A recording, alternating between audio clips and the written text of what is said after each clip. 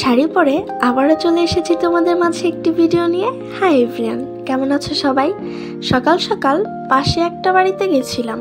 সে বাড়িতে বিশাল বড় একটি জাম গাছ আছে। সেখান থেকে আমি বেশ কিছুটা জাম পেড়ে নিয়ে এসেছি দুপুরবেলা মাখা করব বলে। যেহেতু এখন গরমকাল, দুপুরবেলা কোনো না কোনো মাখা খেতে খুবই ভালো লাগে। আজকে জাম মাখা করব, তাই ভাবলাম তোমাদের সাথে এটা শেয়ার করি। জামটাকে আমি ভালো করে পরিষ্কার করে নেব। পরিষ্কার করার পর আমি দুইটা শুকনো মরিচকে পুড়িয়ে নেব। ভাজলে ভালো লাগে না, তাই পুড়িয়েই নিচ্ছি।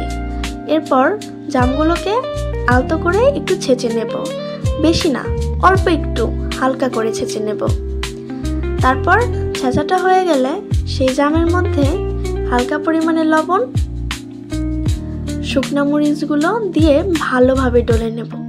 এখানে বিট লবণটা দিলে ভালো হতো, কিন্তু আমার না বিট লবণটা শেষ হয়ে গিয়েছিল, তাই আমি এমনি লবণটাই দিলাম। যাই হোক, কোনো ব্যাপার না। জানি তোমরা জাম মাখা করতে পারো, খেয়েছো, কিন্তু তবুও আমি একটু বলছি। তারপর আমি এখানে লেবু পাতা দিচ্ছি। তোমরা চাইলে লেবু পাতা দিতেও পারো, নাও দিতে পারো।